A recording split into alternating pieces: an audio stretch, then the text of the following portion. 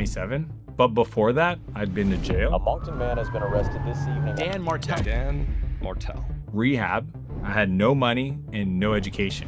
But now I live the life of my dreams. So if I had to go way back and start over today, especially in this new era of AI, here's exactly what I would do. Point number one, you gotta find what to build. Forget finding your passion. Find a painful problem. People will pay for a painkiller, not a vitamin. There's this process called the Ikigai, and it's a great exercise. There's only 4 circles, and it's the intersection that you want to look for. The first one is, what do you love to do? What do you naturally want to do? The second is, what are you good at? These are things that people say to you like, oh, you're really good at that. What does the world need? What are the people saying they have problems around? And then what are people willing to pay for? And what you want to do is you want to find out what's in the center of that thing. Most people treat this like self-discovery. Wrong. This is actually market validation. And here's the best part. Have AI interview you to figure out your Ikigai. Just tell it, write this in the prompt. I want to start a business, interview me, 1 question at a time to help me find my Ikigai. It's gonna ask you the right questions, it's gonna challenge your blind spots, and it's gonna completely be unbiased. My rule is a business is started the moment you sell anything to a stranger. So the faster you can do that, the faster you become a business. You can have all the passion in the world. If you don't get payment, then you just got a hobby. So now you know what you're gonna sell, but knowing what to sell and knowing how to sell it are completely different things. So I'm gonna teach you how to do that.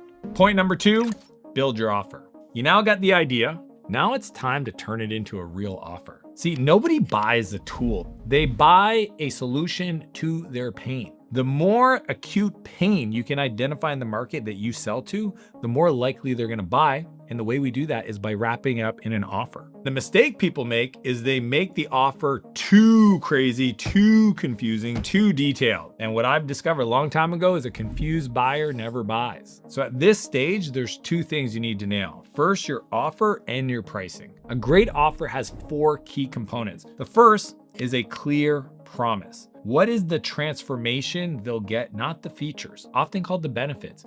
People aren't buying AI, they're buying AI to solve a problem. That's the promise. The second is the guarantee. You need to provide a risk reversal. You need to give them something you're willing to commit to that makes the risk go on you, not on them. For example, you've heard this 100 times, it's a 30-day money-back guarantee, or we will get you 10 leads within the next 7 days or you don't pay us a cent. The third is the bonus. And the key to a great bonus is it overcomes the #1 objection they have before they buy. For example, if you're helping people with sales training and then they're like, well, where do I find my leads? You have a bonus that helps them find leads. Number 4 is scarcity. People need a reason to buy. If not, they'll just get themselves in their own way from making the right decision. Most people use scarcity as saying like they only got like 3 spots left, but the truth is that doesn't work anymore. The better way is to do internal scarcity by getting them to understand the cost of not acting and what that means to their life. So they're like, I need to do this or it's going to continue to happen to me. For example, just ask them, what's the cost of not making this change right now over the next few months? That creates internal scarcity for themselves to make them want to buy. The cool part is we use AI to build the offer. Just tell it this, here's my service and who it's for, describe your business,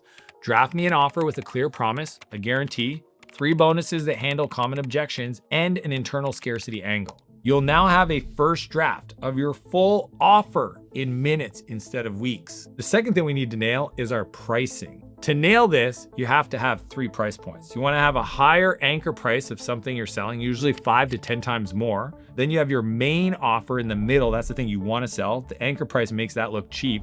And then you have a cheaper version that nobody really wants because then it makes that look like not the right thing. This is what I need to do in the first place. The #1 key is you have to charge more than you're comfortable with. Underpricing attracts terrible clients. It literally builds resentment between you and them because they're not paying you enough to deal with their crap. And it doesn't give you enough money to actually invest in your skills to be better at the thing or to improve your delivery. So nobody wins. Now here's the pro tip. I want you to go back to your AI and I want you to stress test this whole thing. So just say, here's my offer, act as a skeptical buyer, pick apart what's weak, what's confusing, and give me every objection a real prospect would have.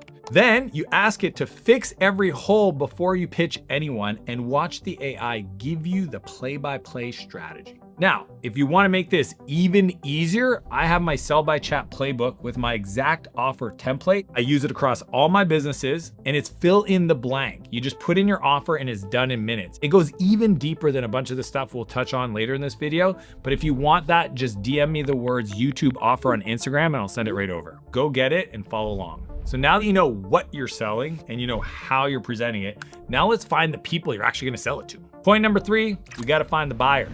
Who's got my money? That's what I always think about. I got a product, I got an offer, who wants it? See, most people build their offer and then sit and wait. It doesn't work like that. You're actually gonna have to go and find them. Outreach is your job, especially earlier on. I used to say 5 outreaches a day. With AI, you can get that thing going up to at least 50, make it super personal and awesome. I even have a buddy that builds lead lists for businesses. He charges a monthly fee and he delivers 100 leads in chunks. The fun part is that Manus does all the heavy lifting for him. The client doesn't know that. They pay him for it and he just has the whole thing automated. They think he's spending hundreds of hours getting him leads and it took him 22 minutes. So here's how we use Manus to get your first leads. First thing, we gotta go to the AI tool. So go to Manus. If you don't have an account, go create an account. Now have it ask you the questions so it knows exactly what you're looking for. Ask me who my ideal customer is, what my industry is, what size of business, what are the problems I solve. Give it the offer that you just created, and then it's gonna start asking you those questions. Then say, go find me some prospects online. Have it deliver the name, the company, the contact info, and a personal outreach message for each one. The personalization where it gets cool, because you can have the AI research what they're up to, who they are,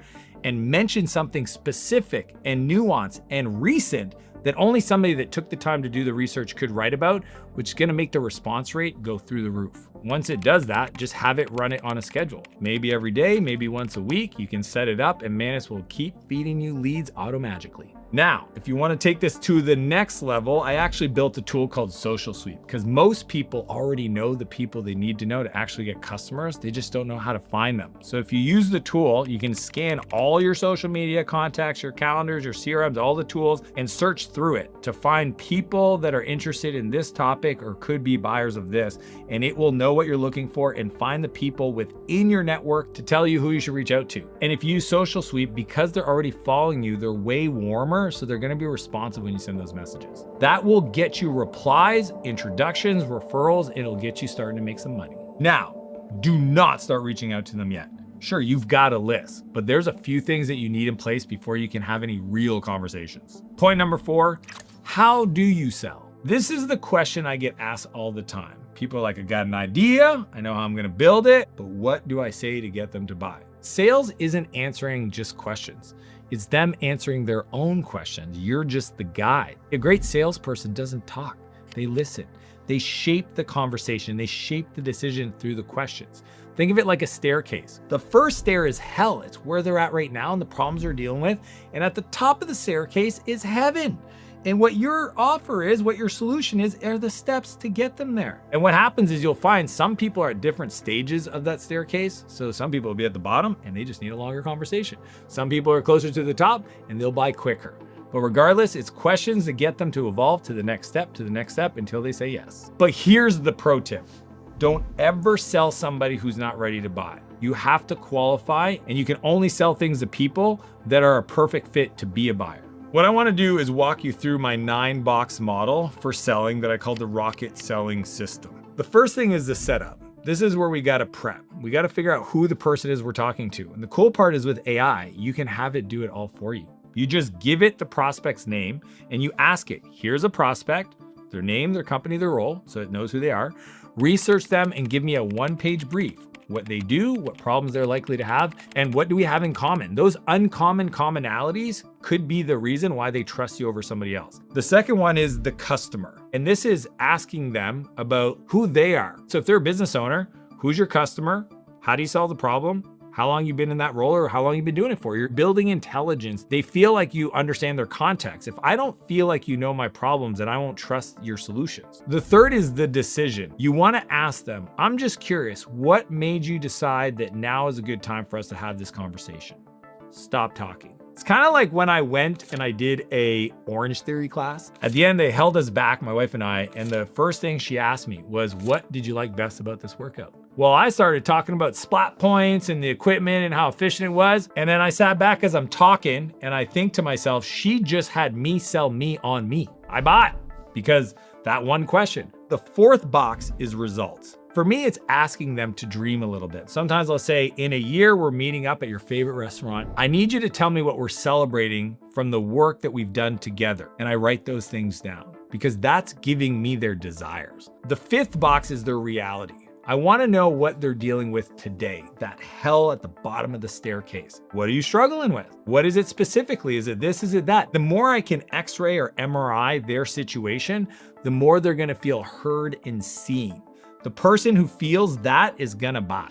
Then I want to talk about their roadblocks. And roadblocks are specific things that they know they need to overcome those challenges. As I'm getting those roadblocks, I'm now making a list. Now I've documented what they want, their situation, and where they feel blocked. Now I'm going to go to the model. And I use the word model because it's essentially how I do what I do. It's what makes you different, what makes you better. It's presenting how you do what you do. Then we go to the offer. You just repeat back what you heard them say. So it sounds something like this. You told me you want this outcome. This is your current reality. And you feel like you need this to be able to generate those leads. Did I get that right? Whatever they said, you ask the questions that you actually solved the problem for. So at the end of it, you go, perfect. Because based on what you just shared with me, it's exactly what we do. Where would you like to go from here? Once you do that, this is where we ask for the credit card. And it sounds like this. Based on what I just shared, it sounds like you'd be a perfect fit for our product or our service. To get started, all I need is a credit card to put a deposit on to lock your spot in. What card did you want to put that on? Now here's a pro tip. If you want to practice everything I just shared, do it with AI. You can actually say, act as a skeptical prospect who runs whatever kind of business your buyer runs, and I'm going to pitch you. Push back and give me some real objections and just practice. By the time you talk to a real person, you've already done this dozens of times. The best salespeople in the world ask great questions. The worst think it's the perfect pitch. So now they know what to sell, who to sell it to, and how to close them. But here's where most new people drop the ball when they get started, because it's not what happens during the sale, it's what happens after someone pays you that matters. Point number 5, deliver value fast. The second someone pays you, buyer's remorse kicks in. They wake up the next morning and they start questioning themselves. They think, did I make the wrong decision? Is this the right time? Most businesses make it worse on themselves because after the sale, they go silent. They don't realize the person might be thinking, I probably shouldn't have done that. I might need to cancel, etc. Oftentimes on a sales call, I'll tell them what's going to come next because that's how much I want to get them ready for what I'm talking about.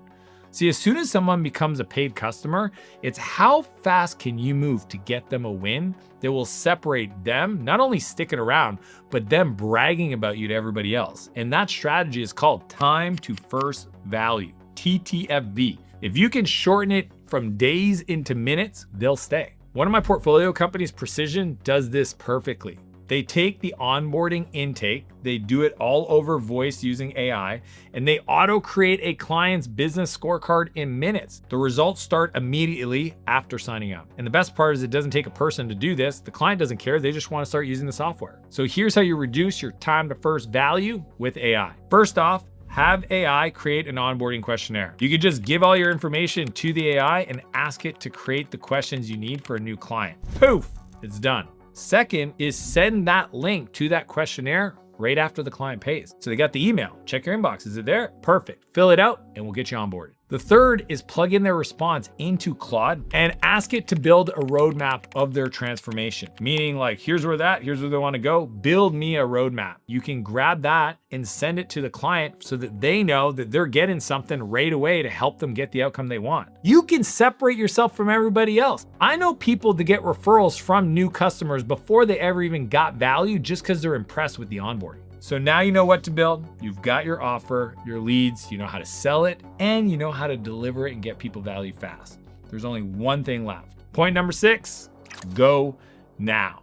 Don't overthink it. Everything I just walked you through, None of it matters if you don't actually do it.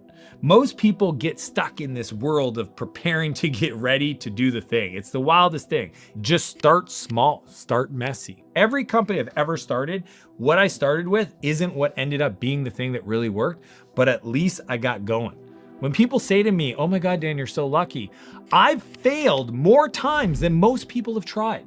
Is that really luck? Or I decided to go now. Just be patient with results, but wildly impatient with action. Here's the reality. The person that I was as a 16-year-old that struggled with addiction and rehab and ended up in juvenile detention twice, I'm not that same person. I can't even believe what's possible now in the life I'm living, but it all started because I decided to make a commitment, to take action. Even something as small as just showing up and smiling and introducing myself to people. If I can build from where I was to where I'm at today, then I know wherever you're at, you can do it too. So out of everything I shared with you, you've probably resonated with a few things. I wanna ask you to put below in the comments, what's the one thing from this video that you're gonna do before you go to bed? Leave a comment below, let me know what that is. And remember, if you want my whole process, it's like 17 pages of the sales process and my content strategy and my offer doc, the whole thing is there. Just find me on Instagram and message me YouTube offer and I'll send that right over to you. And if you wanna learn how to use